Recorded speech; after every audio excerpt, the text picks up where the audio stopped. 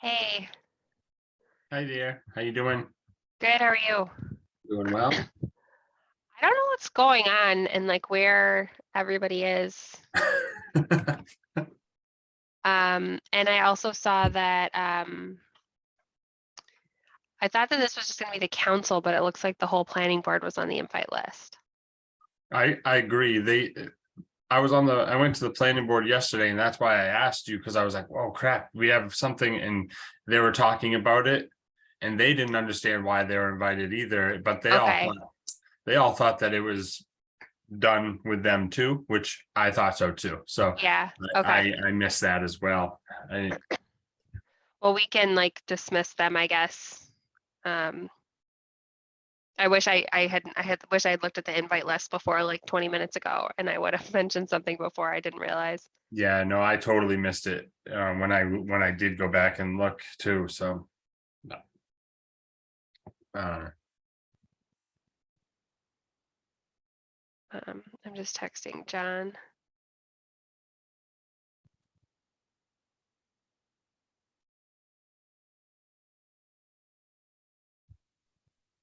So where are you right now? I'm up at our place in Central Maine. We Okay. I'm gonna be going to California and Mexico Uh-huh. next week. And so I was just kind of getting things ready for Tiffany because she stays up here to go to the state house. Yeah. And we lost our well pump out of the blue the other day. So things are all in disarray. So I was trying to get that all fixed up, and Yeah. I was planning on coming back down, and then just things didn't work out. I was like, oh my God. And then the snow, I was Yeah. like, crap, I'm not gonna be able to get down there with the snow. Yeah. So It's not, it was a little like sleety this morning. But we're supposed to get more snow soon, I think. yeah, I think the weekend. So yeah, I think we'll head down there probably tomorrow night, be there to shovel out in South Berwick, and then I'm leaving on Sunday. Oh, you haven't been back since it snowed here. No, so Yeah, we were out of town for like 2 weeks and we got back on Tuesday late and got to the house and we're like tried to like bomb through the snow pile at the really, end of the driveway. yeah, We're able to get into the garage fortunately, but yeah. hey guys, you are on mute. Hey guys, we're having some technical difficulties, but we'll be right with you. Okay, no worries. The power outage, we have to boot the computers. Yeah. What? The power outage? Went out, it down the computers and none of us know the password, so we're waiting Oh, for That happened last night. Lieutenant. Sorry, Remember we couldn't figure out why it wasn't working? yes, He pulled out the computer and it just happened to dawn on me that that's what it's talking about. You know, it's funny you say that because every time something happens at work, we go, oh, we're gonna go Charlie Brown. restart it. And it's something completely stupid like, oh, go and hit the on button, you know? Yeah. what do we need the computers for? it's, Well, we just need to be able to see you guys, but if you guys. Oh, yeah, I guess you guys can't see us. well, you know what, we could, we gotta do is, Well, Jess can see us because she joined from her laptop. We can see you guys. I think you can tell our voices, hopefully, who's talking. Greg, are you the only one here from the planning board? I'm here with Chris. Chris is over to, well, my. Oh, left. okay. Okay, sorry, I can't tell who, like, I can see bodies, but I can't tell specifically who's there. I apologize. I think, like, I think we were expecting this to just be a council workshop. And I honestly didn't realize until about 20 minutes ago that the planning board had been included on this. I don't know, like, Greg, what was your take on that? That's okay. I'm here now. Okay. When the planning board talked about it last night, kind of saying, hey, where did this come from? Yeah. Yeah, I think there was just like a miscommunication because we wanted to focus, because last time we chatted about, I have the packet. Last time we basically started with like the performance standard stuff, and that's what we talked about with you all, leaving the licensing, more administrative stuff for Yep. us. So that's what we'll focus on tonight. Here just to say the planning board does not want it back, so we're Okay. Well, I hope that after this evening, we can put this behind us, hopefully. After, I mean, obviously we'll have to take some action, like formal action in the future, but I'm with you. Are you guys good to get started, or do you want to wait for to be able to see us? Fine. Okay. All right, so excuse me, I'm going to be clearing my throat a lot. So we're here to discuss local licensing requirements for medical marijuana registered caregivers. This has been reviewed numerous times now. We're on draft number 4 still, correct? That's what I Correct. have in front of me at least. Okay, so per usual, I guess, like, do you guys just want to start at the top and go through, and we can bring up questions and make edits? So on page 1, it looks like, excuse me, we have some definitions, primarily. Any edits, questions, comments on page 1? No, Okay. I got Oh, sorry, go ahead. nothing on 1. All right, page 2. You got something, Melissa? No? I'm good till like. Yeah, I think I had just like a quick question on this.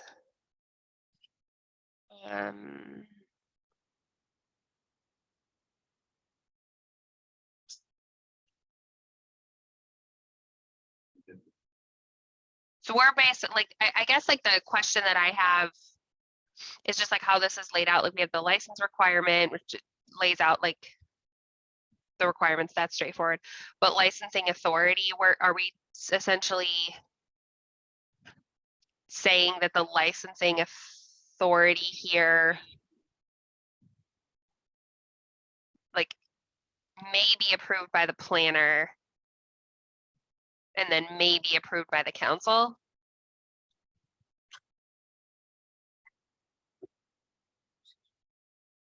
I struggle with the may, because like, when does that get invoked and when does it not? Like, it's all renewals. All renewals can be approved by the town planner, and all new licenses need to be approved by the town council. Did you just read it? Is that what you're saying it needs to say, John, or am I missing something? That's how I read it now. Oh, okay.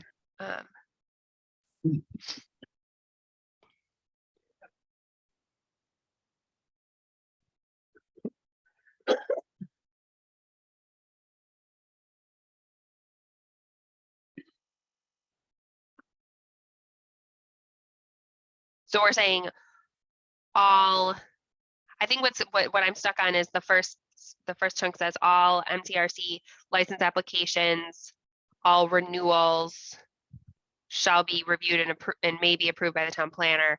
I think we need to get rid of like the license application chunk of that, so that it just says all renewals shall be all renewals shall be approved by the town planner and new applications reviewed by the council, right?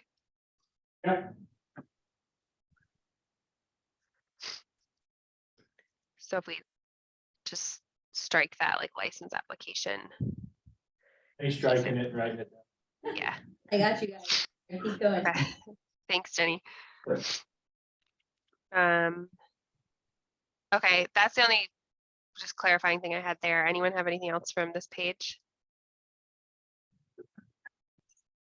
I just have something, sorry to go on the previous page. I think the main use of marijuana act may have been updated to cannabis act. I will look at that Okay. only because it hadn't been, but if it has now, we can fix that. I'll look at that tomorrow. Okay.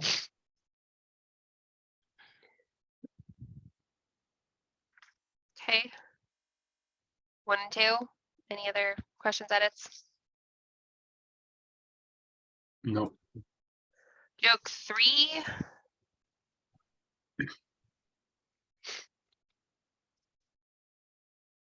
No one, nothing?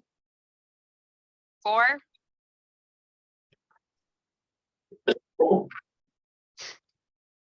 nothing for 4. 5.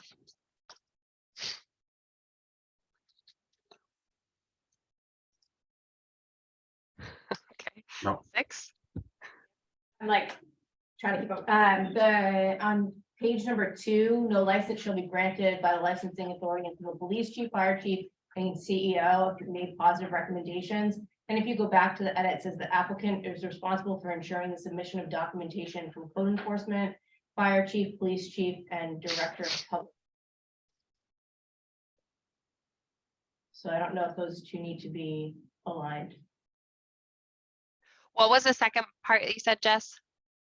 I see the, Yeah, so the applicant is responsible for ensuring, it's on the top of page 3, ensuring the submission of documentation from code enforcement, police chief, and director of public works.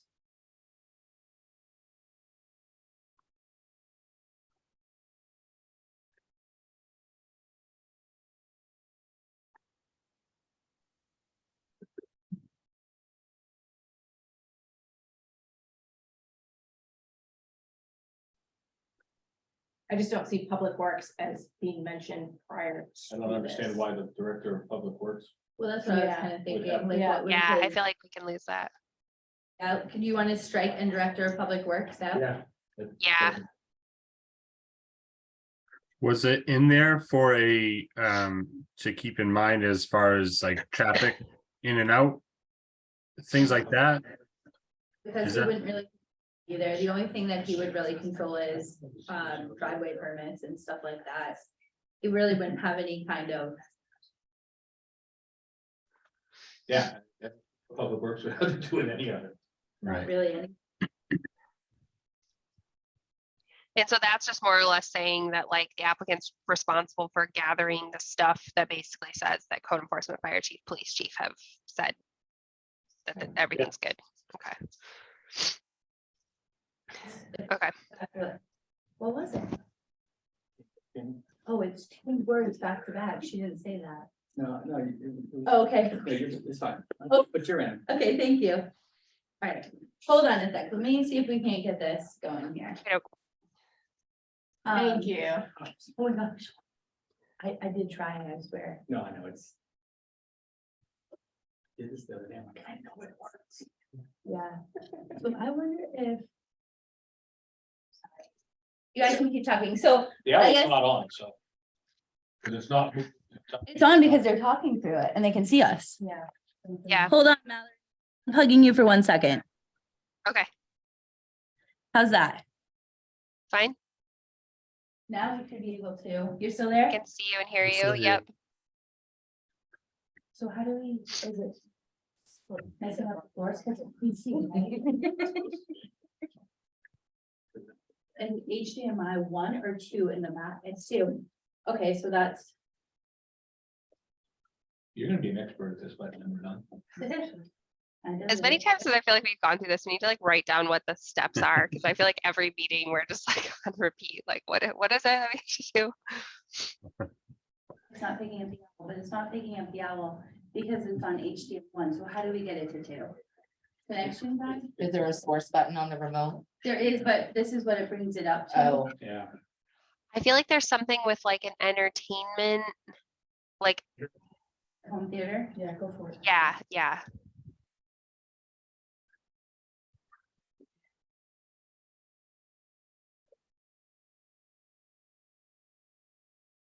It's not a big deal if we can't use it, but.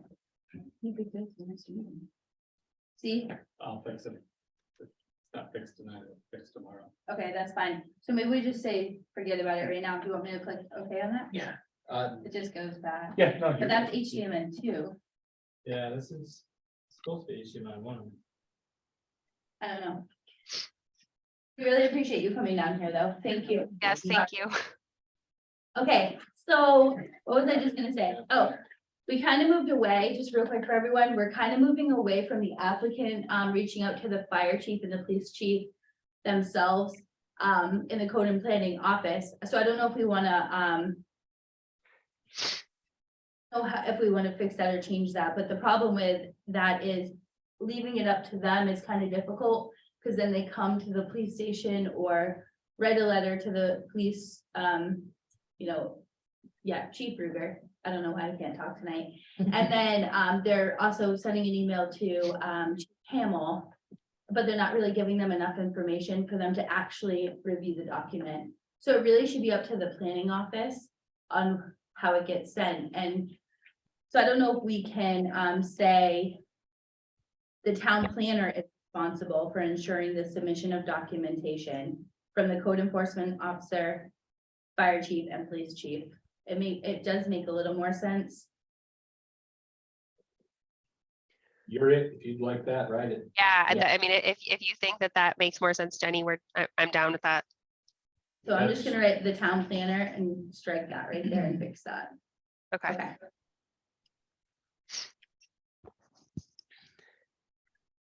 Okay, and then we got rid of Director of Public Works for that second part. Yep. Okay. Is it noted that maybe I missed it? Should we have it identified at least so that the applicants understand that the planner will be going to get insight from those individuals, or just leave it as a planner? Because it says the town planner is responsible for ensuring the submission of documentation, I think it's there. I think it's clear there, because this is gonna be the ordinance, and they're gonna have to know it to be able to submit anyways. You wanna add something there, we could do that too. I'm not sure. I mean, if it makes sense, I mean, I'm just thinking we're working through it now. In the future, would it be okay, like you, Jenny, if you were coming into reading this as just seeing the planner, would you have enough guidance to know what you were going to be doing? That's all. Let's read it, right? So it says, no license shall be granted by the licensing authority until the police chief, fire chief, and code enforcement officer all made positive recommendations regarding the applicant's ability to comply with this ordinance or any other applicable town ordinance or state or federal law enforced by such local officials.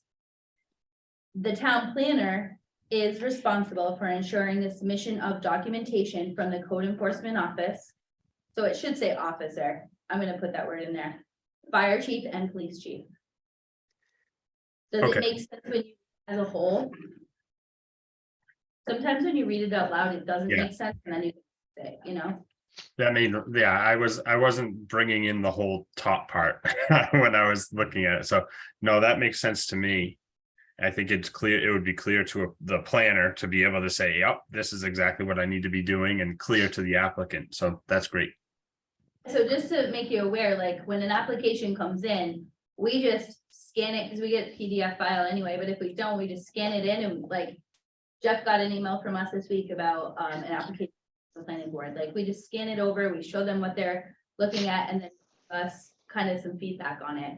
That's how we're doing business anyway, so it just makes sense to keep it in line with this. Perfect. Thank you.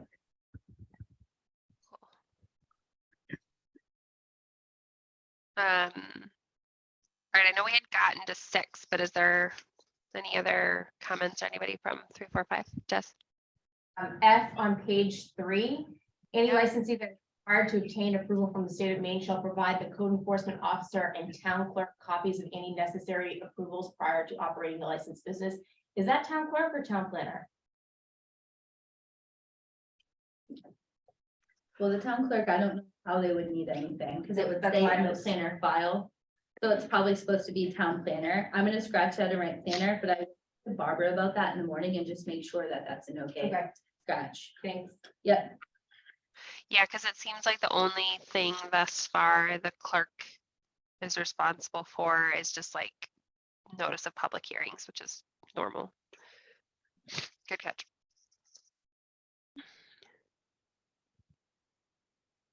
Okay, nothing else on 3? 4? 5? 6? Back on 5. Yep. A. Okay. Prevent loitering on the premise.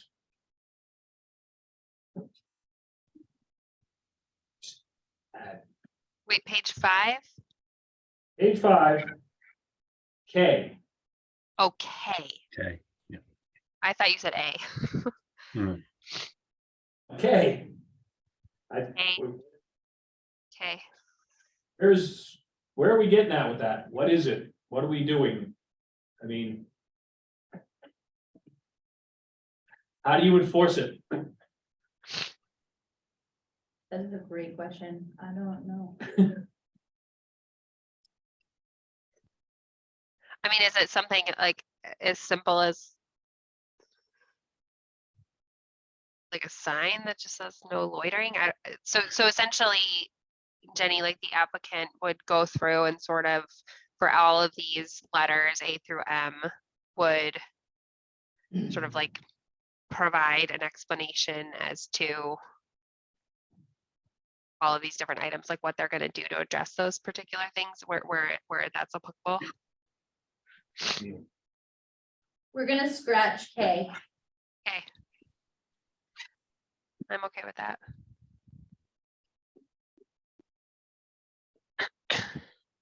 Sorry, can I go up again? I'm like, no, I'm not. That's I'm okay. working at a different- I'm sorry. That's it's- okay. Wait a minute. If we go to page 4G, the premises for which the license is sought, including a plan of the premises, do we need to spell out specifically like the location of the utilities and how the utilities will be used and such? Like, I'm just thinking kind of life safety for responders. So Is what that, happens? is that, it's like, it seems a little bit bland, but it's not my. So the fire chief will have a layout of the building with a blank layout. So what happens is, like any building that you build, this building per se, take everything out of it and have it just be a shell. That's what that's talking about. Okay. So he'll have something on his fire trucks. They have like a computer program. I don't know. I hope they do, but they have a blank outlay of the entire building, so they know where the grow room is, the flowering room, all the different rooms, whatever, whatever. And then, what happens is if they show up on site, they know, like, if it's an extraction room, they know exactly where that extraction room is. If it's a drying room, They know where that exactly, yeah, panel so is. that's why that's there. Okay, So we definitely cannot get rid of that. no, I was just thinking it doesn't need to be bulked up, but. I if don't you're think reading it so. fine, Okay. Yep. Oh, you got it. Thank you. Oh, good. Well, choose that, one's even great, you know what I mean? Even if we can. Good job. Oh, can you see us now? We hired a professional. It's gonna be expensive. Budget. No, just kidding. We'll get you a new car. It's supposed to snow, you know, yeah. For future reference, I need to save his number in my phone because Jen's like, call John, I'm like, never saved his number. So I'll call you tomorrow. Tomorrow, to-do list is to. Like, I think the battery backup got fried. We've had a few that Mm, with this last outage. I don't know if that's something. Sorry, guys. Yeah. So Thank you very Absolutely. much. Enjoy the rest Thank of- you. Thank you. dinner. Thank you. Perfect.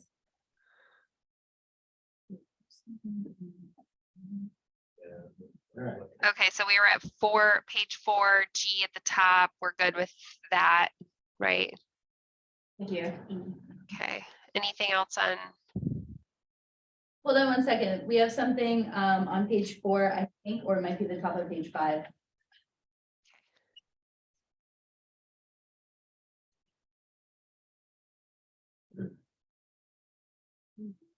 Okay, nope, keep going, sorry.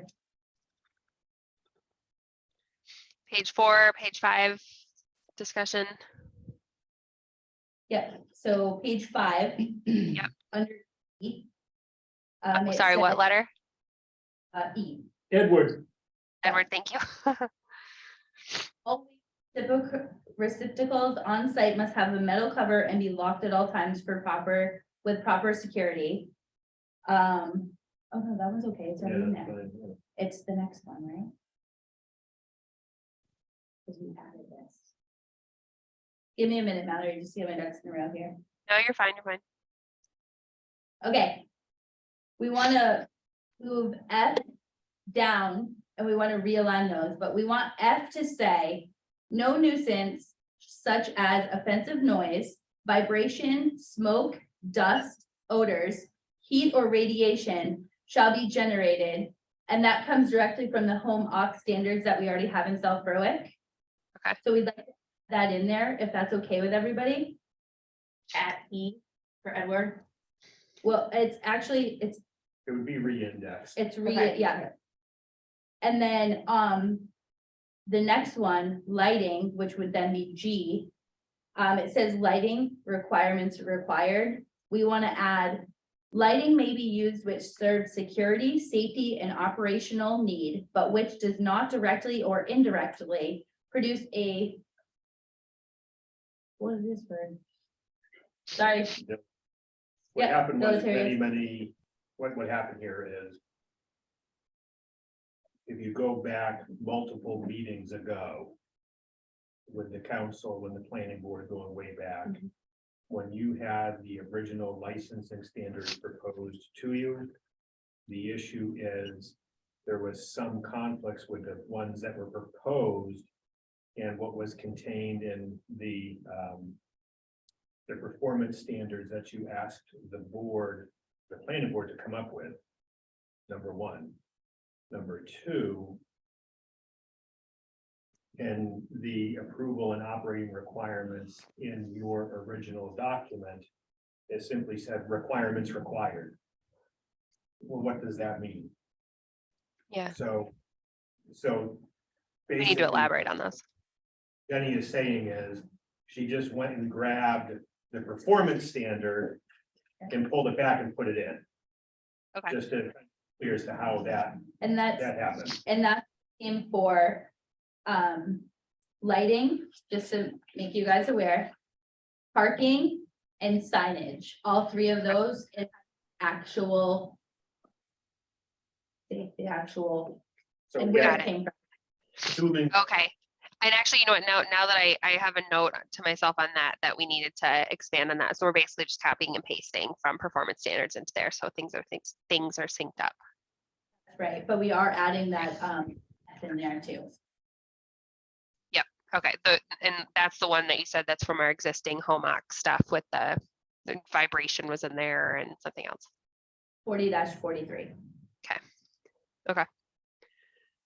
Can we just reference what we have existed for, or we, well, I guess one of the questions I had is. It never hurts to say it twice, but. In some general conversation that we were just around. Do you need to have that language in there when it's stated in the performance piece? Well, you can just do the piece that it actually pertains to. We Yeah, could just so it- write that, yeah. you know, we could do lighting requirements required, section, whatever, and we can spell it Oh, out and like there. reference the chapter section. one place to update? Yep, that sounds great, so. Yeah, that's a good idea.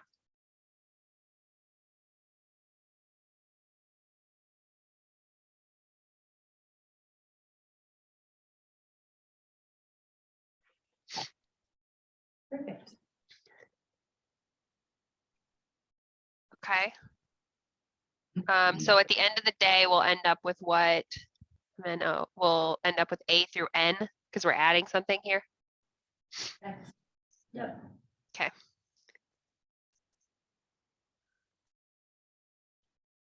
All right. Anything else for 5? My only comment is, And on page 5, under approval and operating requirements, the second sentence, a license holder shall comply with all of these requirements during the term of the license. To me, it's like, is there any penalty if they don't? Like, is it, Well, they don't comply. Enforcement officer should have the ability to pull the license. That's the beauty of the license. You can tell them it's done, Correct. and then you yank it. If you don't have a licensing requirement, then they're kind of out there in never land doing something, and there really is no easy enforcement to go after that. that's right. Anything you put in writing for an ordinance at your level, I can enforce and take action on, whether it be a local action or legal action. Yep.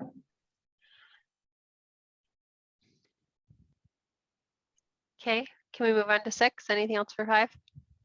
Had one more suggestion, and it might just be Yeah. nitpicking, but on page 5. C, under security. The licensed premises shall have lockable doors and windows and shall be served by an alarm system. I'm just wondering if we should better define alarm system, because I think I mentioned before in another meeting that somebody's an alarm system might just be a dog, you know, like a guard dog. Somebody's might be cameras, it might be a sound alarm.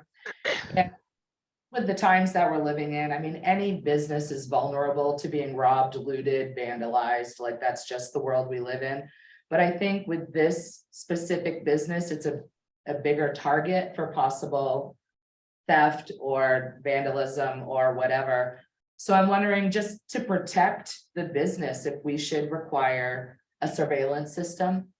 Like, I don't know, I just don't know if we should better define alarm system, like what are the expectations of an alarm system? Or is it up to them of how they feel most comfortable with being I protected? say it's gonna be up to how they want to protect their business. I think we should cross out alarm and write security though. I think it should say security system instead of alarm system. Is there any state language on that?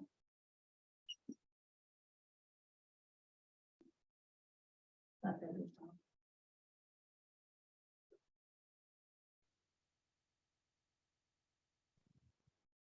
Can I ask quickly, do they require that for liquor licenses in town? We don't control liquor licenses anyway, even though we sign it. We could not sign it and the state can still give them a liquor license. Yeah, I was just thinking it's just a prudent thing as an owner to have a system. So, You would think.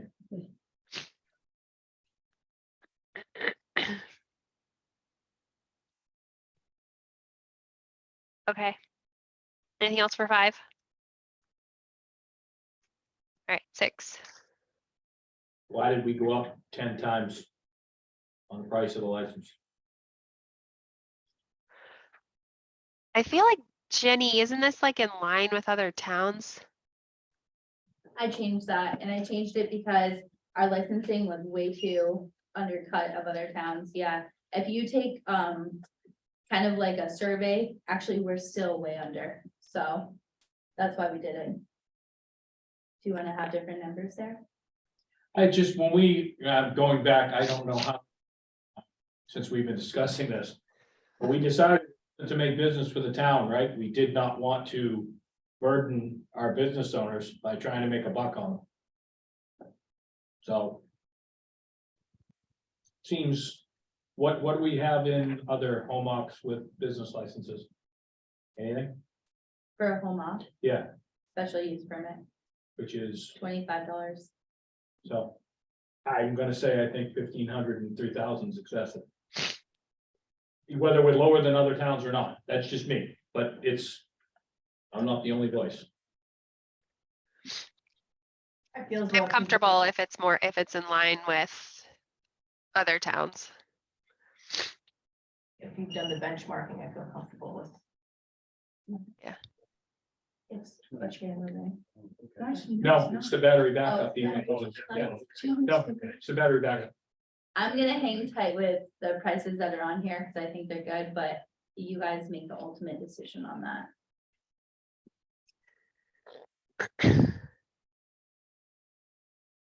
Any other thoughts on the dollar amounts? I think I only heard from John and Jess and me.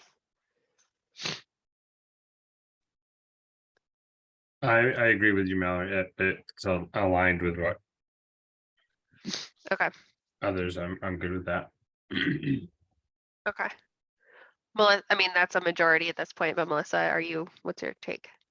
Just had a question of where it says the exchange conversion application, is that a renewal? Does that include a renewal? So what happens is a lot of times, a company will come in front of the planning board and they want to do a cultivation or whatnot. And by the time they get through the process, they sell off their business. Right, So it's really just a transfer of license. okay. So then my question would be, is the renewal of the licensing going to be, will it be the same as the original? Because sometimes when you're just renewing a license, it's actually a little bit, you get a discount for renewing your business. So I didn't know if when somebody did come to renew, if they are paying the flat fee of what, the original cost of the license. Yes, they are.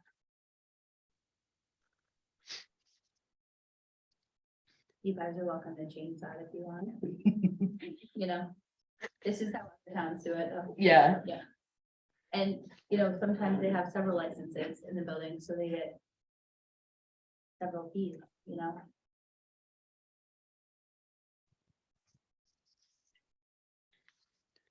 Sorry. Again, it's the will of the council, not me. What would you put the prices at? I'm just curious. Would you put them back to 150 and 300? No, I just think that, so initially when we discussed this, it was gonna be cost plus of what all the background checks and everything else costs, right? Because we didn't want to have the town bear a burden for anything. Just like any other thing that you come to the town for business for. But if that is the will of the council, I am good. So this price covers the inspections that are associated with it. It covers the police, the fire, all that. That's what that licensing number does. And the other side, just because I'm playing this tonight, the $25 covers it on the other side with the special use permit. Well, if somebody has a home office, if somebody has a home office because they work from home. Yep. It's less. Correct, I got it. I'm just, someone's gonna ask me, I want to make sure I have the answer. It doesn't affect me either way. I'm good. You should be happy too, but 150 and 300 should not be what makes you happy. No, But it doesn't. can- But it can. It doesn't. But neither does me saying up 10 times. Yeah, but But I got it. I'm, like I said, I'm good with it. we're creating this document now. Yeah. So, Yeah, I'm fine. yeah. No heartache. Okay, so we're gonna roll with 1,500, 3,000, 750. What's documented. Okay, so that basically leaves us with just definitions left, right? It leaves us to the big one that we have left on 8, but yeah. Yeah, Yeah. okay. And I just had, Mallory, I just had Yeah, go one ahead, Jeff. clarification, and I apologize. I was trying to hunt for it. It's way back on page 2 and 3. No worries. If we go back to page 2, I feel like we talked about this last time, and just slap me upside the head and correct me. Page 2 under licensing authority. I'm trying to get there right now. I apologize. Under licensing authority, it says, all license applications, all renewals shall be reviewed and may be approved by the town planner. And then all new license applications shall be reviewed and may be approved by the town council after public hearing. Okay, so I'm taking that as new. I'm sorry. Renewals are looked at by the planner, and new are looked at by the town council. Okay, that's how I'm reading that, just to boil it right down. And then take that and we go down to page 3, D as in dog. Yep. And it says for renewal licenses, the application process and reviewing authority shall be the same as initial licenses. all renewal applications shall be reviewed by the town council. So you're right. So other towns, what happens is even when you renew, so you apply for a new license and you, apply for that through the town planner. And then you go and the town planner gives that to then the town clerk. The town clerk then puts it on the select board or town council agenda. And then you guys have the authority to grant those licenses. So I see what you're saying, and I think it makes sense to change that. It just seems like, you see what, it seems like we're giving it, D like contradicts that earlier section on page right, 2. and I don't know what the right one is, what's the right is thing to do. It just, It's coming back to the council, take planner out. I think so the first too. one. I think so too. Yeah, just Yeah. take planner out and the new and renewal comes back to the council from the planner. Yep. So.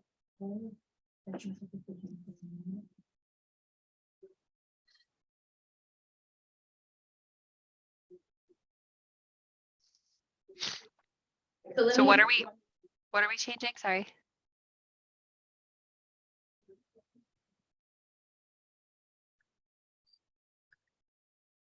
So we're like, just from like, if we forget the language for now, from a process standpoint, we're basically saying that new license applications shall be reviewed and approved by the town council after a public hearing, renewals reviewed and approved by the town planner. Like that's what our process needs to be. Or this is a question, like this is, do we all agree that that's what the process should be? And then if so, we just need to make sure that 3D is synced up with licensing authority on page 2. Just reverse that, talking to Jenny, that it would all come to the council, renewals and new. Really just like a liquor license. Well, putting it on the town plan to approve renewal licenses doesn't really make sense. No, so it should all, It's not a vote. You know what I so mean? it should be just like a liquor. Yeah, that's fair. I'll fix that sentence if that's okay. I'll fix Yeah, that. yeah. I think if we can just adjust the language both in licensing authority on 2 as well as D, so that it reads like in summary, like the gist of it is that all new license applications and renewals are that come to the council. I agree. Yep. Good job, Jeff. That was great. Cool. thank you for letting me go back. Yeah, no, that was a good catch, Jeff. Thank you. Okay. Do you guys want to start digging into these definitions? Sure. Any questions, comments, edits for any of the definitions on page 7?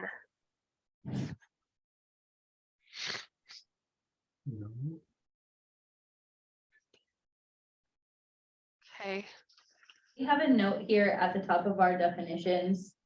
And it says, move the definitions to 140-9. Under definition, place in table A with appropriate yes, no, or MSP.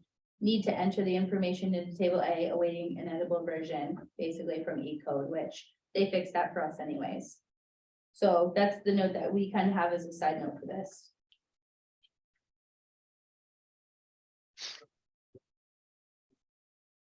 So that is basically saying, put the definitions under 140 and make and identify registered caregivers in table A. Correct, and which zone they're appropriate in for yes, no, or major site plan review. Okay. Right.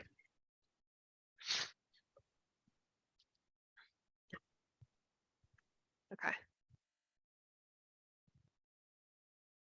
And And that so would- for the table A thing,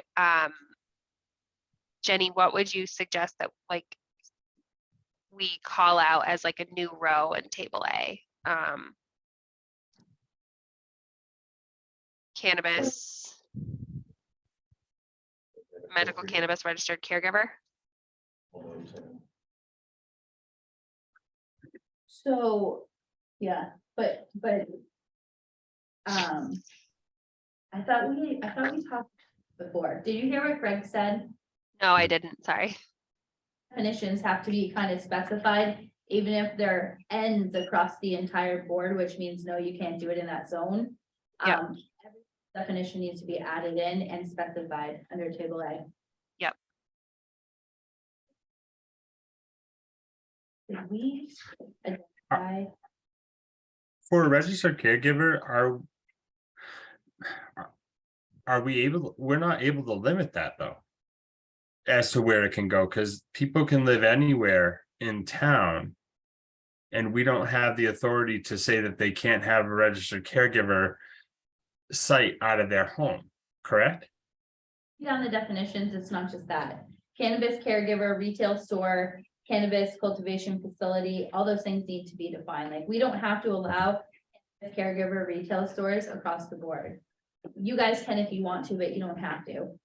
A cannabis testing facility, you don't have to allow it in all zones if you don't want to, but you can if you want to. So I guess we're gonna have to just look at the definitions real quick, and you guys are gonna, or we can talk about just deciding in what zone we find it appropriate or not appropriate, right?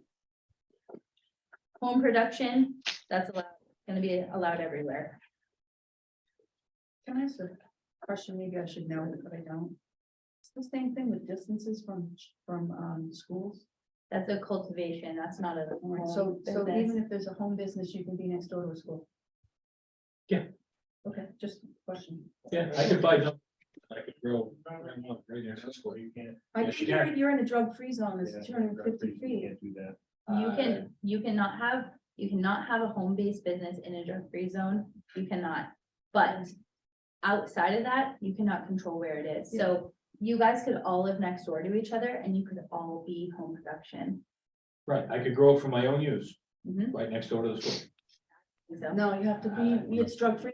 No, I'm serious. So No, this no, is no, what- I got you, you're serious, but I don't think that's the Okay, case. There's a but conflict there. it is the case because I've dealt with it before. Okay. Oh, cool. And it definitely, and I believe our lawyers would say the same. Okay, all Yeah. good. Again, we're not having to worry about it because there's nothing around the school. No, but we should define where in the table and where in town some of these should go. Some of them are given, they're yes across the board because we don't have a say.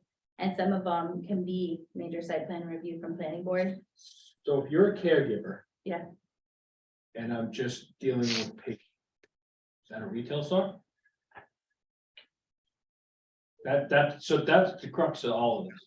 If I'm just selling marijuana to my patients. Is that a retail store? Well, under home believe so. production. You can cultivate, deliver, sell, or store of medical cannabis at a person's primary year-round residence. The use shall meet the home occupation requirements. The problem with saying that this use shall meet the home occupation requirements is in our home occupation, and the planning board would see that too. It clearly states you can't sell your products. So, you know what I mean? That's why we're doing a different home occ. And if you look down the line on page 9, it's coming at you for those changes.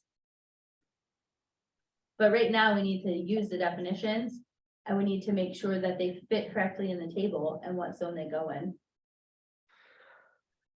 So of the definitions, the things that we need to define for table A are cannabis, Jenny, can you just tell us which ones we would need to define in table A? Because obviously cannabis, we don't need to define that in table A because that's just So adult use, cannabis adult use. cannabis, caregiver, retail store. Cannabis adult use though, that's not a business. That definition isn't a business. It's just, it's describing the cannabis. Well, adult Right. use is two very different things. Can I say that? No, I know that. And I mean, from a, I think from a council perspective, and you guys jump in if I'm wrong, but we long time ago decided we were going to pursue ordinances for medical storefronts, which we've dealt with that already. We did the cultivation kind of because we had to, and then we're doing this kind of because we had to. And we were sort of like choosing to opt out of any adult use related anything. And so to me, like, if I look at these definitions, the definition for cannabis adult use is described, like that's a definition of like the product, not the business. Whereas cannabis cultivation facility, comma, adult use, like that to me is obviously something that should be in table A as a no across the board, given. I agree with that.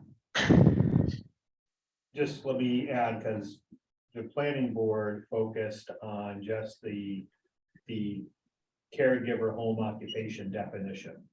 Which, you know, to Jeff's point, yes, that would basically be a Y for all zones within town on table A.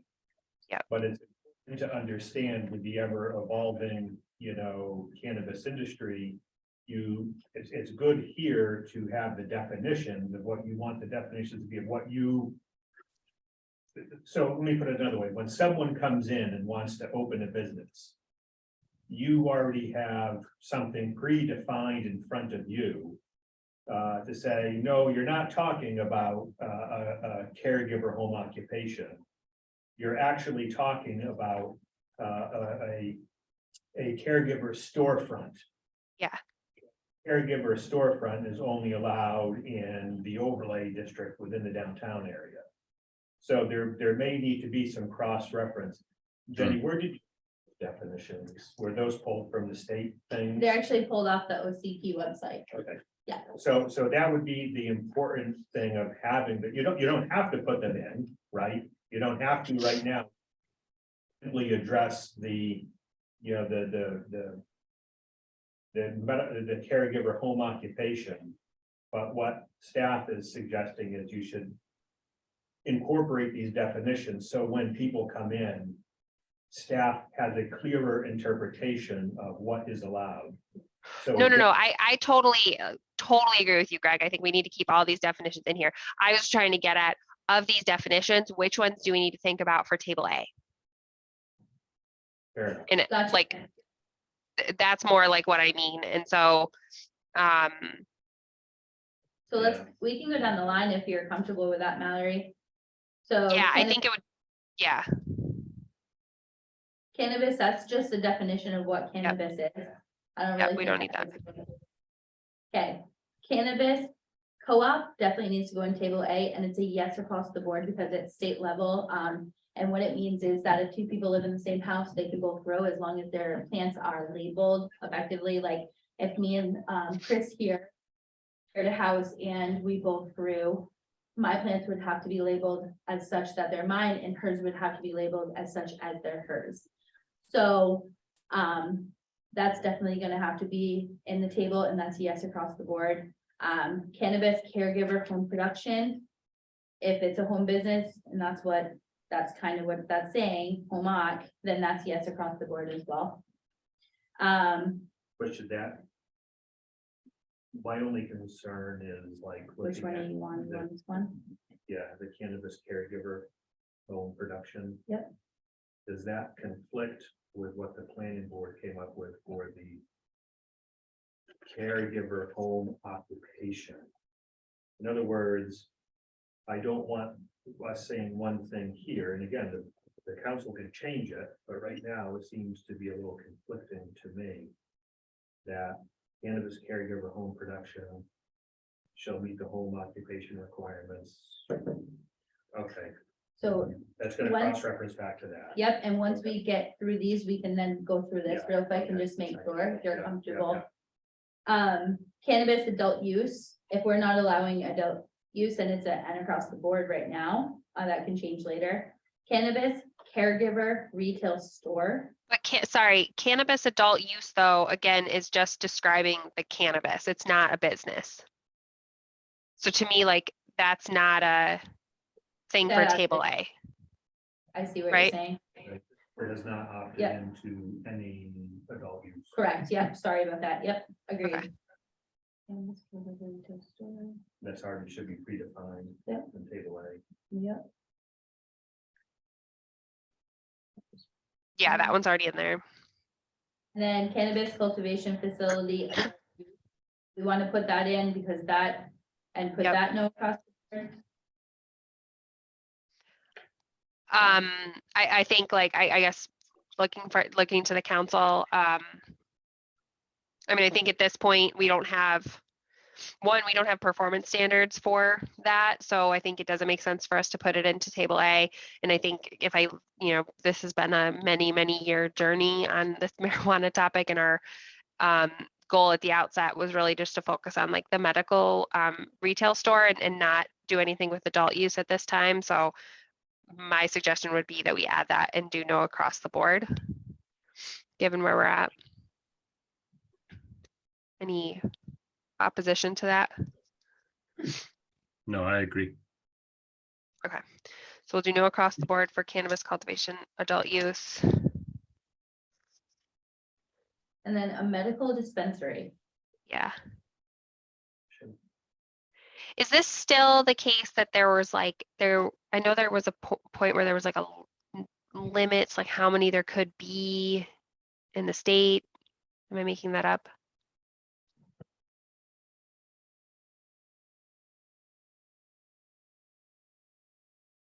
If not, again, I think like the same rationale holds for this, in that like we don't have performance standards or anything for this particular use, so we should call it out specifically as no, because we don't have anything for it at this point.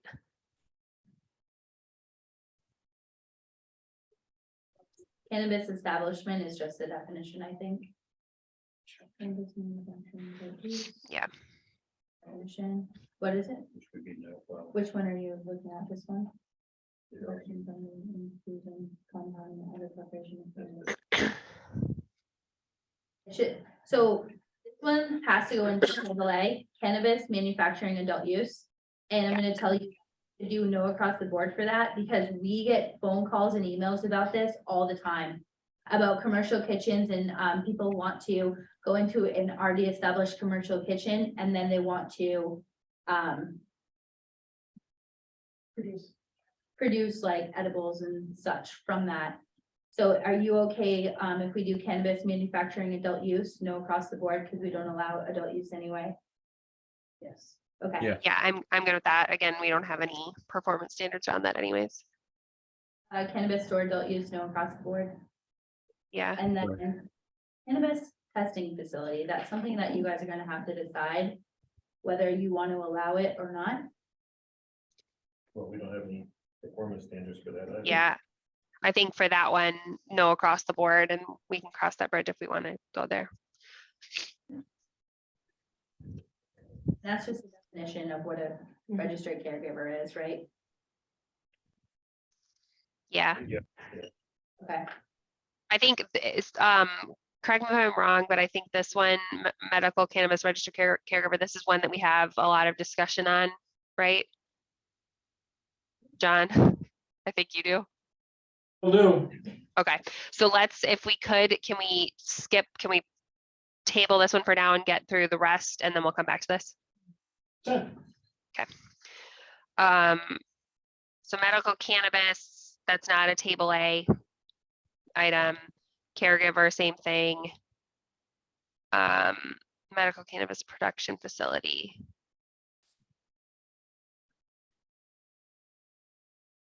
So this is something that the board should probably discuss, because again, it comes into, if there's a commercial kitchen in the I-1 or I-own, do we allow a production facility of this sort to go into a building? Take, for instance, Pumpkin Town, something of that sort. And this is different than a cultivation. we should go back and look at the cultivation ordinance to see what that cultivation ordinance called out and Yeah. defined as. That may be addressed in there. Okay. So I would say the medical cannabis production facility, just cross-reference that with the already established definition. And Yeah. the established cultivation, I think you called it what, the growth and cultivation ordinance? Cultivation growing facility, yeah. Yeah, cultivation, grow, and I don't know what the definition is on that, but Well, you could find that and of course. bring it back at another meeting. Yep. So, okay, so just to summarize for this one, we're gonna basically pull the definition that we have in our existing medical cultivation growing facility ordinance. Pull that definition in here, and that's already captured in table A anyways. For I1 and I2.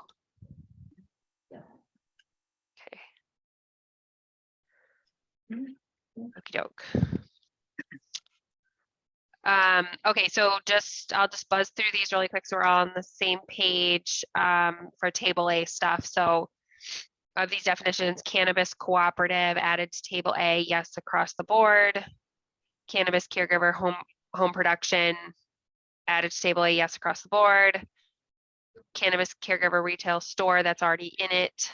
Cannabis cultivation facility, adult use, no across the board. Just cannabis dispensary medical, no across the board. Manufacturing adult use, no across the board. Cannabis store adult use, no across. Testing, no across the board. And then the cultivation one, the last one, we'll just sync that up and that'll be, I think it's I1 and I2 already, right? Yes, or major site plan or whatever for I1 and I2. And so under definitions, Right. there's a little word that's hanging out there. It just says drugstore, but it's not defined. Do we want to get rid of that or do we want to define that? What would it be? I don't know. I don't whatever. think I don't think we define that.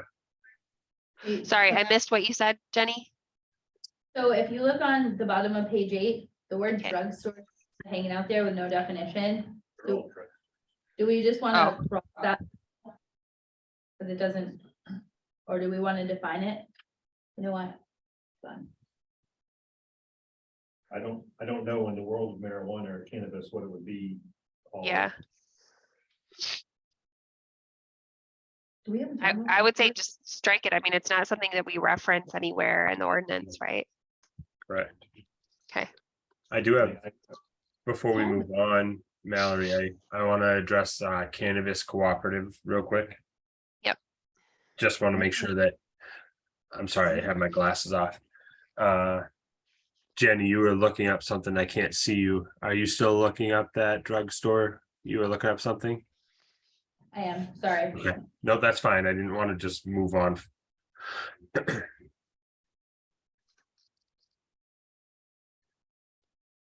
I just take this real quick? Just Venus? Yeah.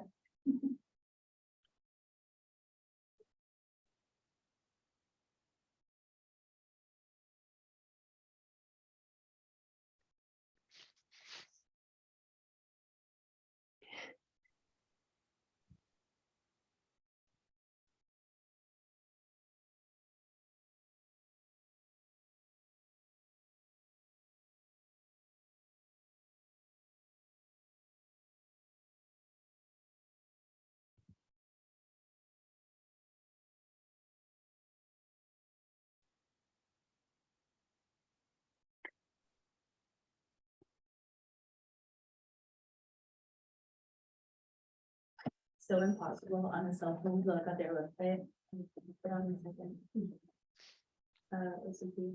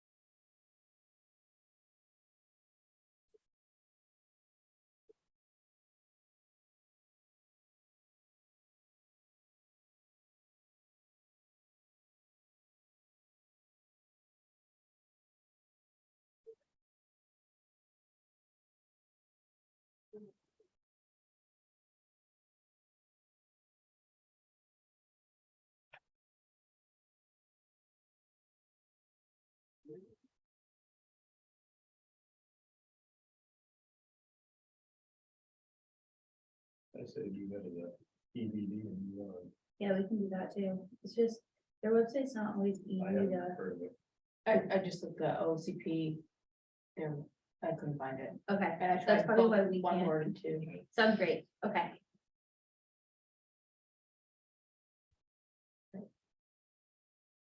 So we should just cross that for now, right? Just cross it out for now.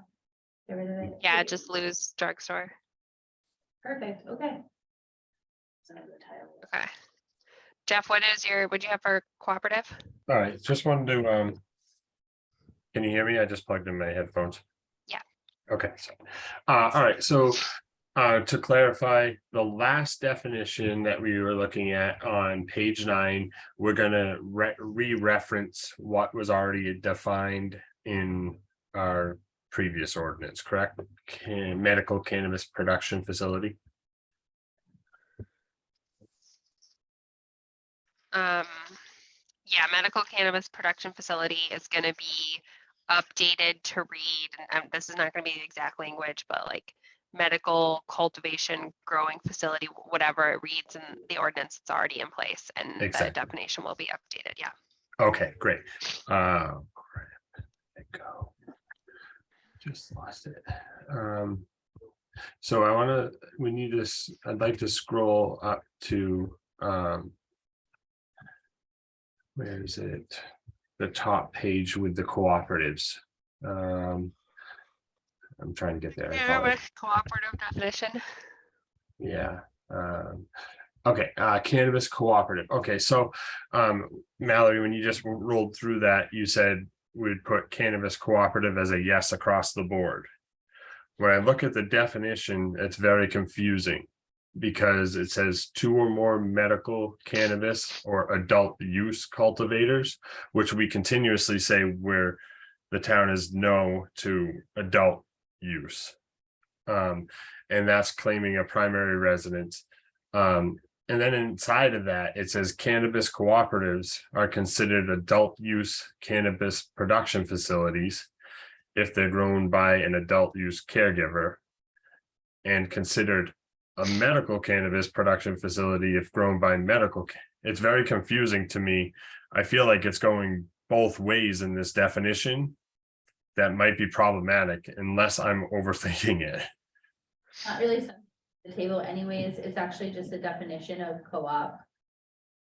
But that's Okay. defined as OCP, two individuals residing in the same house, so it's different. You can have your chair back, sorry. It's fine. Okay, What you say, I think it comes right out of statute. Yeah, it does. okay. So also, Greg, you might, or Jenny, you might. One of the last ordinances we worked on, there was a lot of talk. Greg, I think you were part of it, right? Where 2 or more had to go to the I1, I2 zone. Does this contradict that? Oh, so Jeff, what that conversation was way back when, that led to the council saying, yes, let's go ahead and regulate the Yeah. caregivers as a home occupation. I got you. Okay. I kept having that jump in my head and I'm like, what in the world am I thinking? You take that definition at its face value, it would imply unlimited. And oh, wait, that's not appropriate in town. Regulate them as a home occupation, which then the home occupation definition says 2 or more. Okay. Page All right, 9 is thank gonna you. be better for you, Jeff. Once we start getting into the medical cannabis caregiver home occupation, it's gonna kind of label it out as medical cannabis only in there. Okay. It's helpful, but Okay. Thank you. No, I was just trying to read it and I was getting confused and if it makes sense to everybody else, then I'm good with it. it shouldn't be in the table. I agree with you, it's just the definition. Yeah. And it's defined here, right? It says go to see definition for that, so we'll take that out of the table. Okay. Sorry, so we're gonna take cannabis cooperative out of the table? As an allowed use, because it's allowed anyways under home oc. When you Yep. go on page 9, you start reading the home occupation for medical Yep. cannabis, it's right there. Thanks. That's all. Thank you. Okay. All right, so I think that leaves us with medical cannabis registered caregivers. This larger definition. And I know we've got some thoughts on this one. So who wants to go first? You wanna go pages? How do you wanna do it? I think It's just we're on looking- one page. It's just on page 8, the definition for medical cannabis registered caregiver. I was jumping to 9. Oh, we got through 9, because the last time our last workshop, when the entire planning board was there, we reviewed the performance standards, which is basically like, if you look at that header, medical cannabis caregiver home occupation in the middle of page 9 and forward, we went through all of that. And then we already talked about the 3 definitions at the top of page 9. So what's left, I think, for this evening is really just medical cannabis registered caregiver, unless I'm missing something. I agree, I think you're right.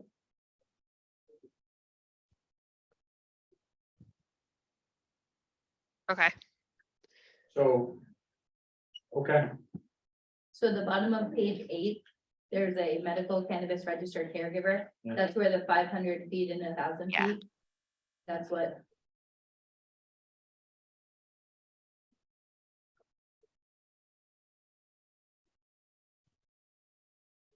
that's where we were changing it around the last time we were here.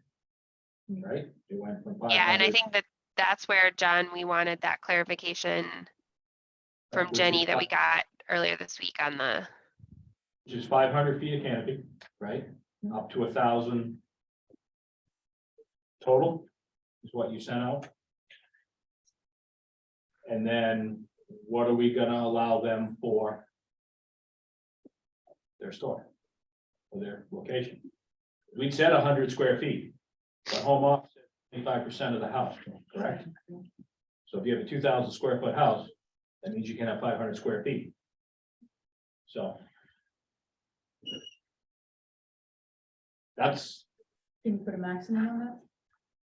Home off, not to exceed 1,500 square feet. where are we gonna? You can't do that, yeah. Are we gonna go back and rewrite the other one? That's the problem, right? so let's define this first, and then if we have to update the other one, we're here and we can do it. Why not just use the other one we have now? Okay, well, let's. I know, I'm just Here. asking, right? Why not? We have a home just, occupation. sorry, John, just so I'm clear. So you're saying that our, because our current home occ ordinance lists what, 1,500? No, it lists 25% of the square footage of the house. Correct. Okay, So screw it up. If you have a 2,000 square foot house, that means you can have 500 square feet as your home occupation. So the 500 feet of canopy and 1,000 for the 2, okay? Yeah. That is governed by the OCP, that's not Yeah. governed. by that. Correct, no, So- understood. Yeah, so so if we allow- rolled with the 25% and somebody's got a 1,000 square foot house, then they're not even able to get what they're allowed by state law of 500 feet. Correct. But if we don't define it, because of the way the canopy is kind of figured out through the state level, I could put up a 40 by 60 building in my yard and I could grow in there and just make sure that my plants don't hit that 500 feet of canopy in that stage they're not supposed to be in. And I could grow all kinds of things. Correct. So let me go back from the planning board's perspective and remind the board of what the charge was a couple of years ago now. And after that discussion, Jeff, related to the cooperative issue, which led to the charge from the council to say, go ahead, and because the caregivers can cultivate, they can extract, they can do a whole host of other items as defined by law. We want you, the planning board, to, I mean, I'm kind of going off of memory here a little bit. We want you, the planning board, to regulate the caregiver as a home occupation and address it through an appropriate amount of square footage. And so what the planning board did is we reviewed the minor occupation and then we reviewed the major occupation and ultimately decided on, some were in favor of keeping to some degree the definition of the current major home occupation that sets the percentage limitation. And that's it. That's your home occupation, 25% of your square footage.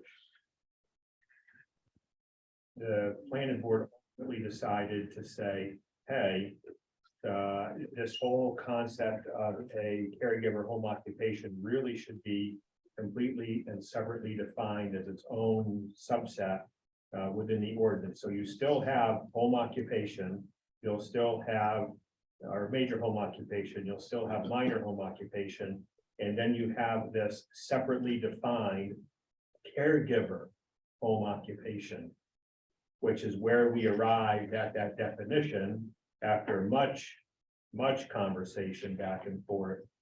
And we put the canopy aside and said, what do we think is reasonable to conduct within a physical home?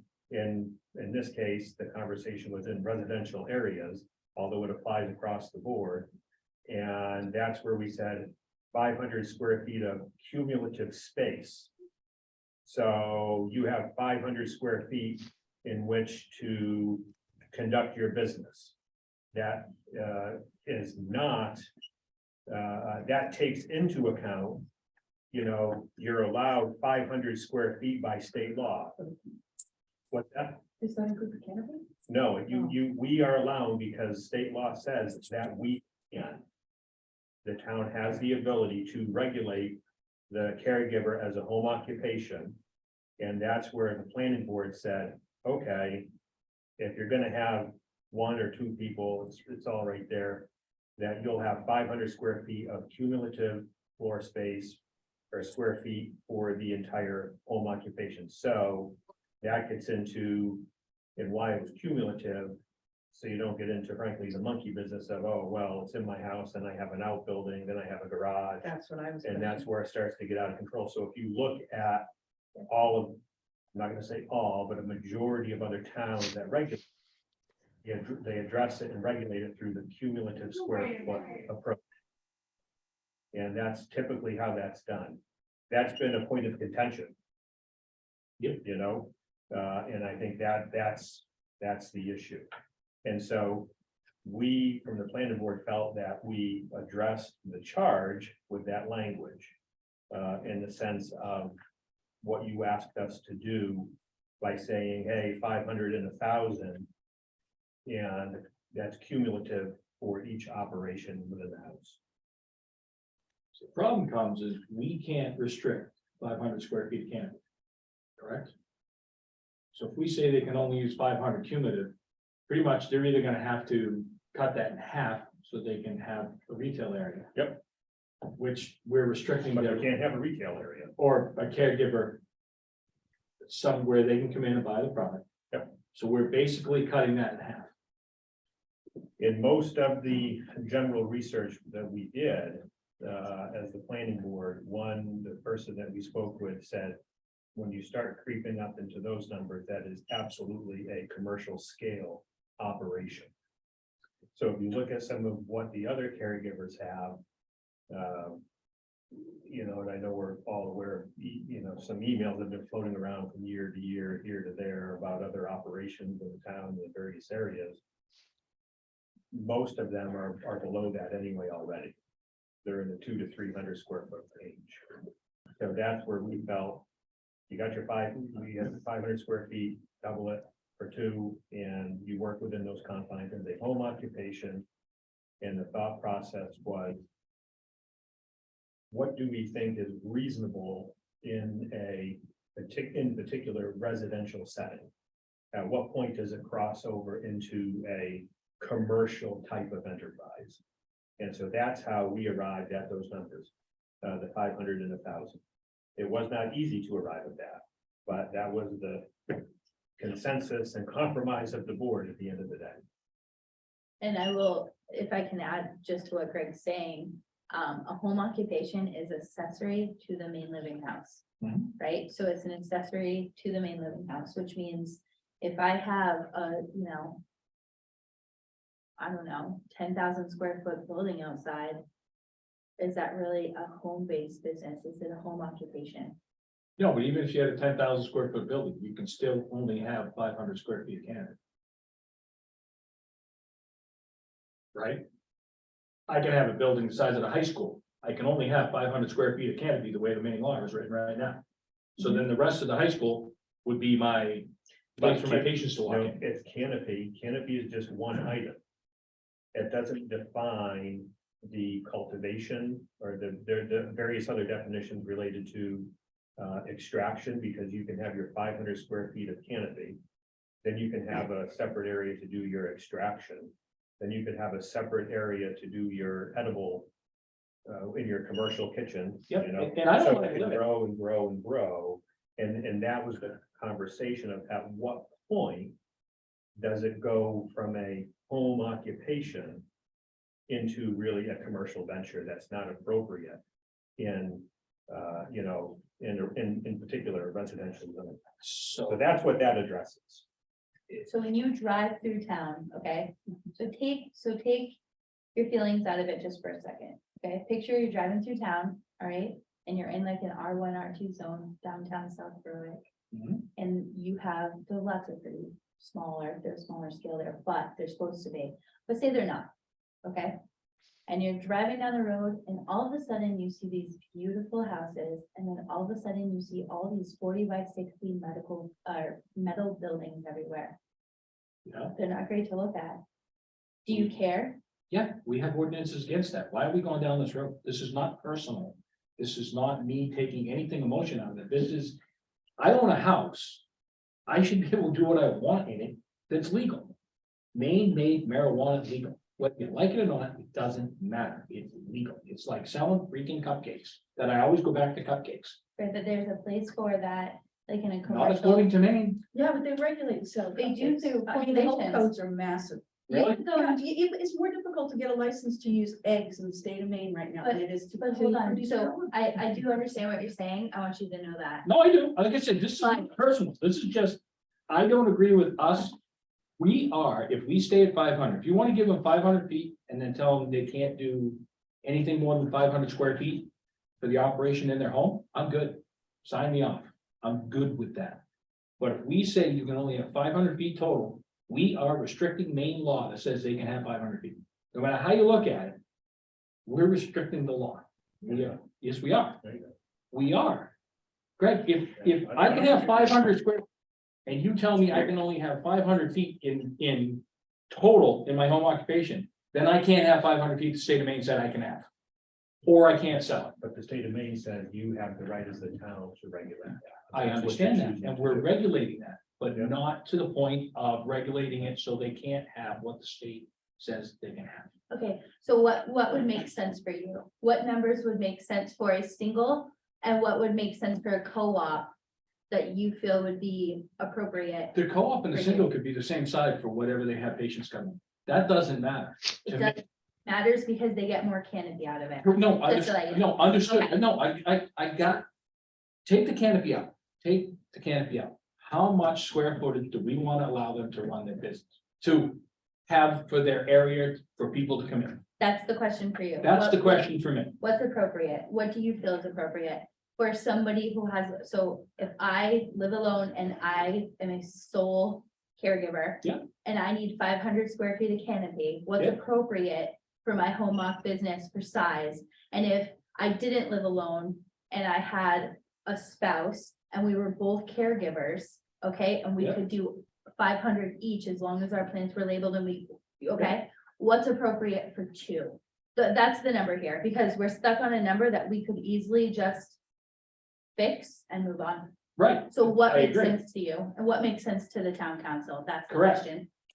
And that's, basically, that's where I'm back to, right? In regular home occ, we allow 25% of the house. All I'm saying from a code enforcement standpoint, okay, is be careful on how much square footage you No, allow. we don't want to make it, Because we don't want it to change the characteristic of the town as a whole. That's all I'm saying. no, understood. Okay. And I don't think it's going to, and I don't think we're gonna have marijuana shops up and down the street. I don't see it happen. I just don't. No, this is home off business. Right, This is someone. So What is good? What's The appropriate? 100 feet, 100 square foot we put out is a 10 by 10 room. That's not enough. So what is enough? I don't know. I'm not the, The problem you get into if you don't define it now here, down the road, you're gonna get into, hey, I'm putting in a 30 by 40 shed. Now my square footage has grown.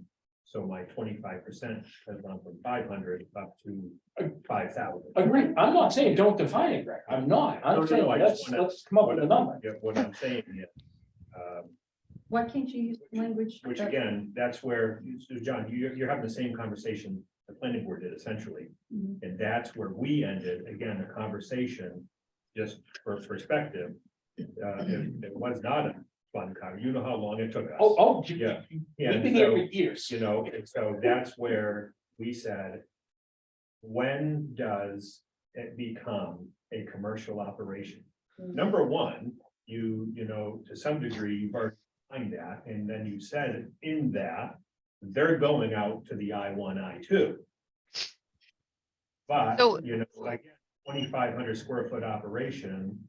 If you look at it that way, because the first thought that some board members had as well, 2,500 square feet or less. 2,500 square feet in a lot of cases is the entire home. Right. Oh, And so, whoa, that's not gonna work. So that's where we said, again, if we look at it from a percentage basis, there would need to be a stopgap in there to say, okay. You can't go out and add your, you know, your 10 by 50 shed and call it a shed and then come back in a year. I got 20,000 square feet, so now I want 25% of that, and I'm gonna turn that all into my grow operation. So that was, oh, we don't want that to happen. So it came back to what do we think is reasonable? In this case, really in particular, in a residential zone. And that's where we came up with the 500 for one and 1,000 for two. right, So- so if you walk in your house, walk in mine. You walk into a living room or a kitchen. What's the average square foot? 200 square feet, give or take, for a good sized living room? Call it 200 square feet.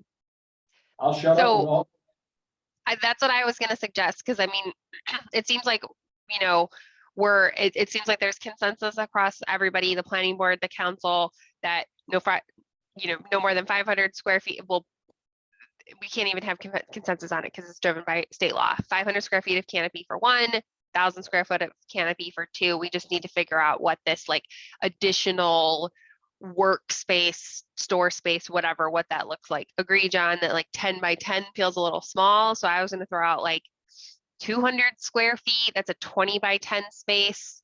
Like, does that feel appropriate to everybody as far as this additional space? And so what that would mean is then if we're going to agree that like 200 square feet, for example, is what we're going to allow for that like additional workspace, then we would say no more than 700 designated cumulative square feet per licensed caregiver, or where 2 caregivers are growing.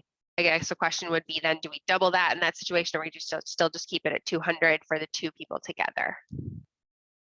What do you guys Well, think? You don't split, you know, each caregiver has 500. So I think that if you're gonna go 700, you should go 700, 1,400.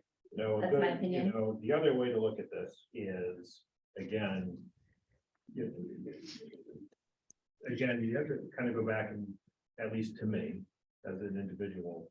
What is the purpose of zoning? And that's to create that harmonious balance of all the uses in a town. So that everybody gets along, et cetera, et cetera. And so people have a general right to do to some degree what they want to do. But there are regulations. So what seems reasonable in, you know, a residential zone? Yeah, and again, I'm gonna go back to the numbers that the planning board came up with after much discussion. And I'll keep pushing that because that's what the board said. Sorry, know. Greg, I'm just going to interrupt you. This is like a council issue. We appreciate your feedback. I feel like you're kind of repeating yourself a little bit. Can we, as a council, try to figure out what this additional workspaces that we would be comfortable with? I think we fully understand, Greg, kind of the lots of rationale and conversation and stuff that went into this. I definitely, and I'm curious to hear from the other counselors, I definitely agree with John. Like, I think that from a state perspective, each caregiver is allowed to grow up to 500 square feet of canopy. And so if we do just restrict it to just 500 square feet for one person, we're more or less like prohibiting them from it growing their maximum by state law. So and this is me just speaking, I know there's 5 of us, but so like from my perspective, I would say, building on an additional chunk of square footage, that's a specific number, it's not a percentage or anything, to me would make sense. I would be comfortable with 200. I don't know. I'd love for each of the counselors to kind of pipe in on this, since this seems to be our sticking point for this ordinance. Anyone else? Before the town council goes. Yeah. Why would you feel more comfortable if you just defined it as 500 square feet of canopy and 1,000 square feet of canopy? Instead of coming up with a size restriction? But then if we define, but I guess where my brain goes with that is if we define it specifically as 500 square feet of canopy, then this other space is unlimited. Yep. Like, you know what I mean? So I think, I do think it would be prudent for us to look at the entire cumulative space, but ensure that we're allowing for what is allowed for these folks by state law.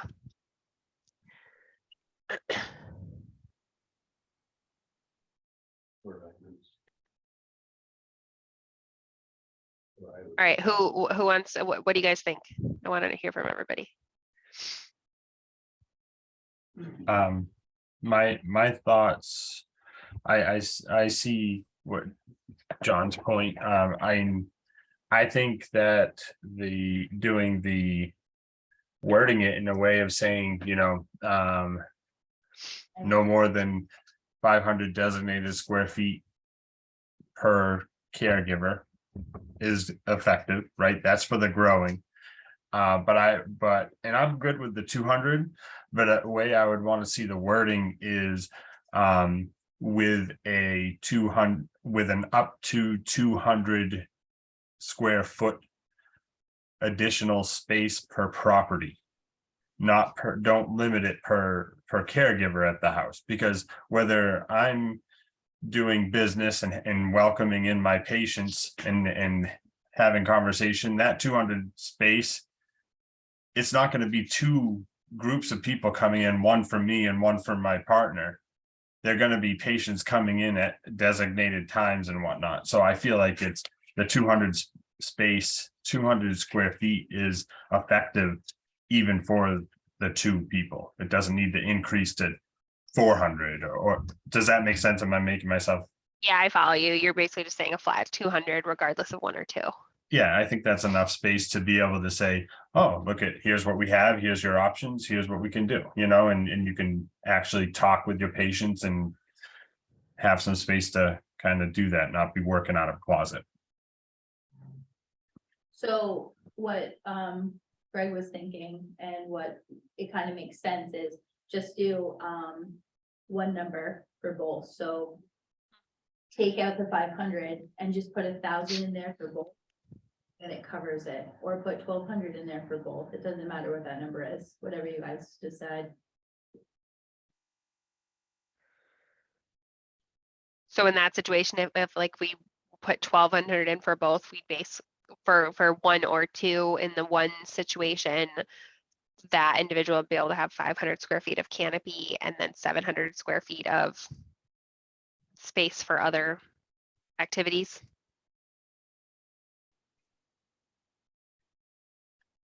I feel like I struggle with that, because then I feel like the one person, the one caregiver, I feel like we need to figure out a way to be more like equal, I guess, between the 2 is what I'm thinking, because then that one caregiver then has more space to work with than the two combined, I guess. I don't know. At the last meeting, you 600 and 1,200. Yeah. Which was my hang up with 100 square feet wasn't big enough. A 10 by 10 room isn't that big. So And saying. that's where, like, if we went to 700 and 1400, which then I feel like gives it a little bit more of a reasonable space, but then is still capping it and putting bounds around it. What is, Jess, Melissa, what do you guys think? John? Well, for me, when I think of caregivers in the medicinal marijuana industry, I feel like it's a small, intimate setting for people who need this and choose to use this. So I almost would feel better of if we, whether it was 500 or 700, and I know this is opening a can of worms, but I almost would rather just see something in here that says conditionally negotiable. Like depending on, I don't know, it's just hard because there's some caregivers that have 6 patients. There's some caregivers that have 20 patients, you know, so it's just, I don't know, I feel like we're kind of beating a dead horse with this number game, because I do understand the need for more space, but I feel like most caregivers are not going to require a whole lot of space because they are a small, more intimate entity in this industry. So, but unfortunately, there are people that will take advantage of an opportunity, and if they can, if we could approve 10,000 square feet of canopy, you know, then they would do that and more if they could. So I know I'm not really much help on my input, but I don't know, I just think that the difference between 500 and 700 to me is not a whole heck of a lot. So I don't know. Okay. Thanks. Jess or John? I prefer the 1200 max for the 2. I think there's kind of economies of scale and having a shared space. And, you know, I am thinking about neighborhoods and what tapping on additional space looks like for, you know, the feel of the town. Okay. Thanks, John. I'm at 7 and 14. All right, so it sounds like I'm gonna throw out, if I kind of smush together everyone's take on things, if we went with 7 and 12 for the 1 and the 2, that would sort of be like a middle ground of what everyone's thinking. Any objections to 700 and 1200 cumulative square feet? I'm looking at Jenny because she's the one that's gonna. Oh, sorry. Yeah, Jenny, yeah, good point. What do you think? I think it's fine. I'm looking up something,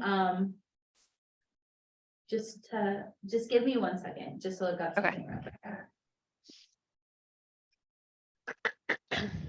And so I'm clear, so it would be 700 total for 1 and 1200 total for 2. Yes. Okay.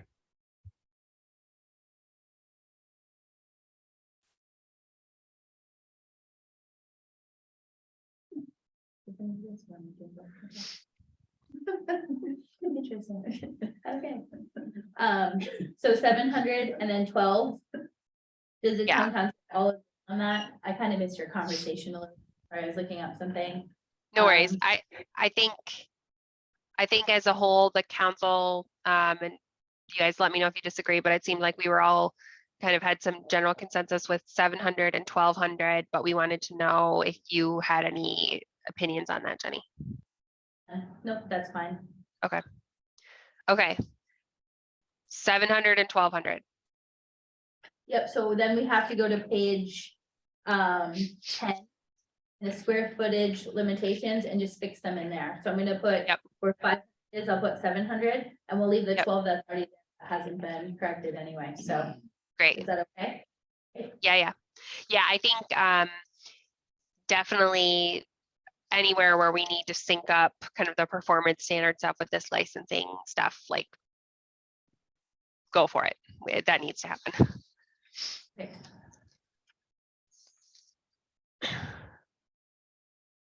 Okay. I think we've gotten through the whole document. I still have one question. Okay, go ahead, John. Page 10. Did we, and I got it crossed out, so I don't know if we ever talked about it or not. Did we ever talk about hours of operation? Oh, yeah, we never really touched upon those. So in what we discussed this evening, I'm trying to find it. One of the sections said like 8 a.m. to 8 p.m. Page 5. suggested, yeah, page 5, thank you. And then in the later part, so the planning board, I'm assuming you all came up with the suggestion for the different operating hours for Monday through Friday and Saturday and Sunday. Yep. Yeah. And performance standards area. Yep, there that's was- on page 10, yeah. There was a lot of debate in there about what would be appropriate or not, and it was difficult to put a time frame on that, honestly. Any strong feelings from anybody? I'm inclined to go with the planning board's recommendation. 8 to I'm 8? fine. Is that 8 to 8 or? Is that 8 to 8 or the hours that are on page 10? The hours that are on page 10 are the planning board recommendation. Yeah, well. Yeah, I'm gonna take issue with those. Okay, I'm good with 8 to 8. I wouldn't want to see them at 9 or 10. I understand it's residential. But 3 o'clock in the afternoon on a Saturday or Sunday. It's 9 in the morning to 3 in the afternoon on Saturday and Sunday. And then 7:30 to 6 Monday through Friday. I mean, they don't need to be there at 6, but. And I'm gonna go back to, and I know this is home occupation and I know this is residential. But where else do we limit hours? Again, I don't want them at 10 o'clock, 11 o'clock. Midnight or all night, like one that we know that is in operation. But I don't think 8 to 8. Is too unreasonable myself, but again, that's just me. others? I like the ease of 8 to 8, just even as a resident, not necessarily involved in the industry. At least I can know just flat out 8 to 8. To me, that just makes it a lot easier. Okay, I'm more comfortable with 8 to 8 as well. okay, Jess, I thought 7:30 is, I would be looking out my window at 7:30, looking to see what's going on in my neighborhood, so 8 o'clock seems more reasonable. okay, let's roll with 8 to 8 then.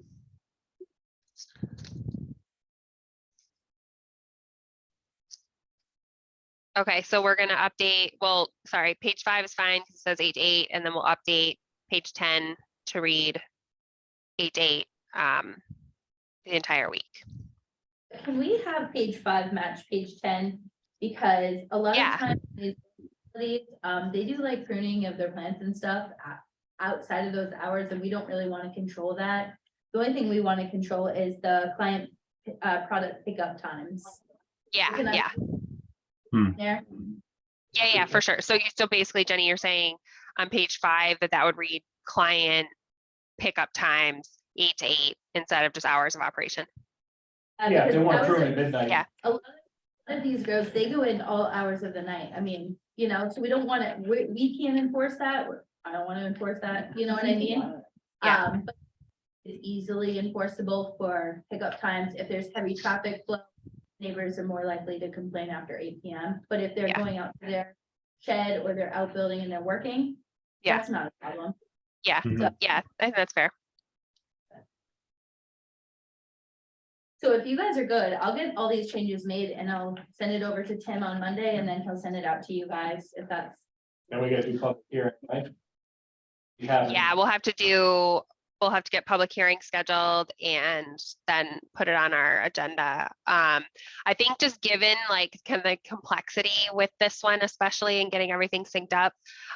Jenny, that sounds great for you to buzz through and get all of these updates in. Thank you in advance. And then I just would say, like, for the council, I think, you know, it's always helpful to just have like another set of eyes on things.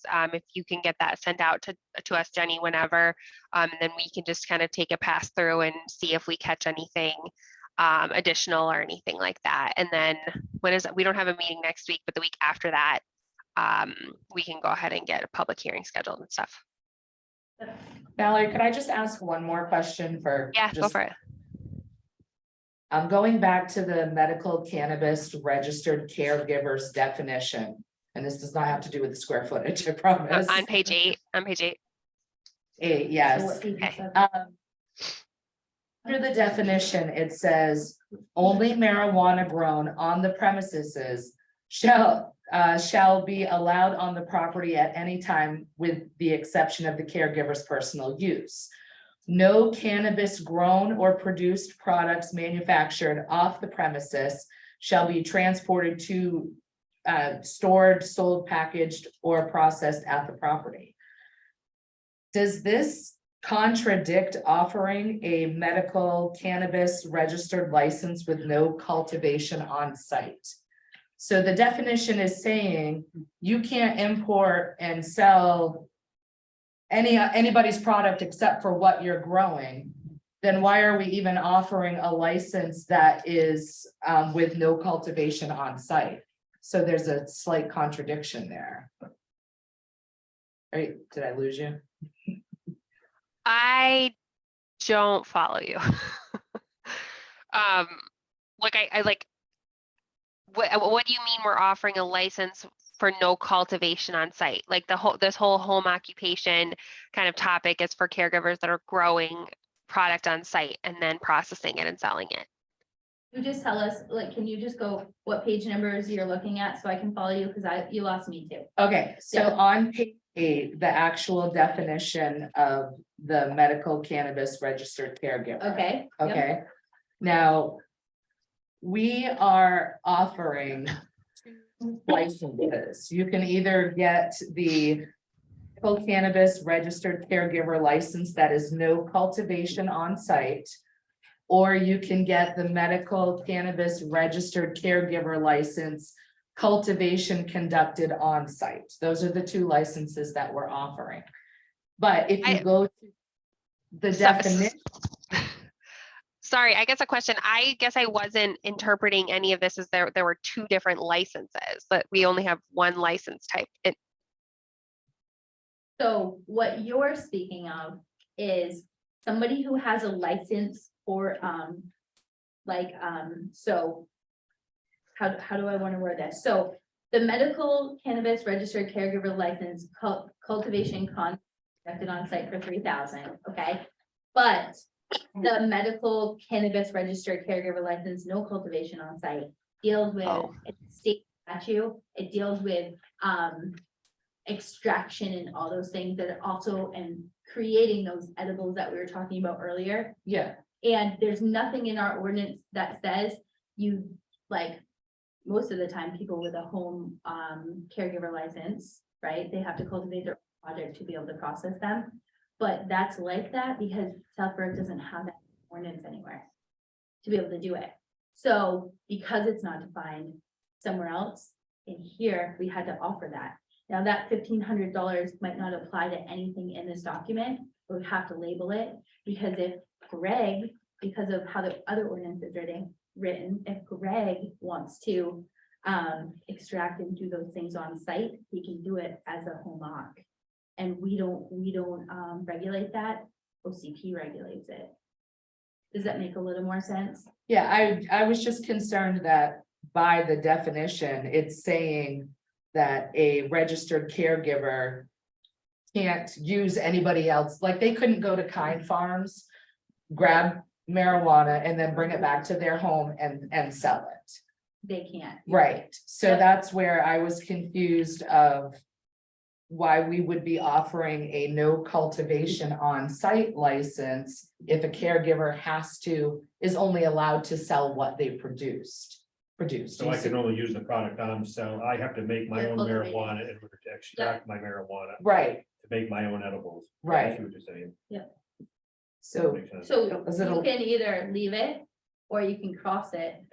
Just know that eventually it's gonna have to come up in another document somewhere else. So you guys will have to back up and okay, up to you. Because that's So- just, I'm sorry. that's just a schedule yeah, for the town as a whole, right? So when we update the fee schedules, that's where they come from. gotcha. Jeff, I think So- you had something. Yeah, so I think like to Melissa, essentially you're saying like on page 6, right, Melissa? You're seeing the 2 different licenses under Appendix A. By calling out that second one, that doesn't hem us in or kind of mess us up. Correct? Jenny, I Doesn't think, okay, the fee schedule that Barbara holds. And it just updates those. so we can call it out there in the schedule and later in the ordinance say you can't not cultivate at your property. And that doesn't kind of get us into a hairy situation. It just calls it out because it allows it as an option. And then later in the ordinance, we say this is the only option you have, cultivate on your property. For this document, Yeah. I don't know if that makes any, if, wants to Like that. scratch it. Well, just- The problem is I tend to agree with the scratch it, but then if we don't update it here. If you want to scratch it out of here, go ahead, and then I'll get in front of the planning board with one for the fee schedule and change it right away. Before this you know what I'm saying? It has to be updated in the fee schedule because it's $150 right now. So if you scratch it here, that's fine. And then we can create a change in the fee schedule to send. I guess just as town council, right? You guys are the only ones that have to approve the fee schedule. but And is we there a can- benefit? Is there a benefit to us scratching it? Just having it here and identified doesn't hurt us because we're not using it later in the ordinance. It's kind of a schedule that's not going to be used, right? To leave it, but if you feel like you should scratch it, that's fine. It has to be called out somewhere else. So that the fee schedule can be updated for those licenses. It's easier. And that's gonna come up later. You can't do that right now anyways. It's gonna come up later though. You know what I'm saying? Right. Melissa, that I was interpreting what you were saying correctly, right? Like it was called out here and then we said, no, you can't do it. I guess what it came down to was I didn't understand why we were even offering a no cultivation on site license. By definition, it says a caregiver has to use their own product, you know, so. Right.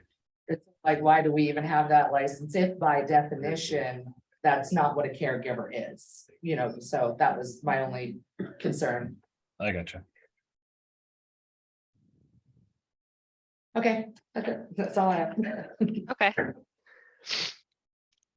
All right, so Jenny's gonna keep track of and update the document, get it to us sometime next week.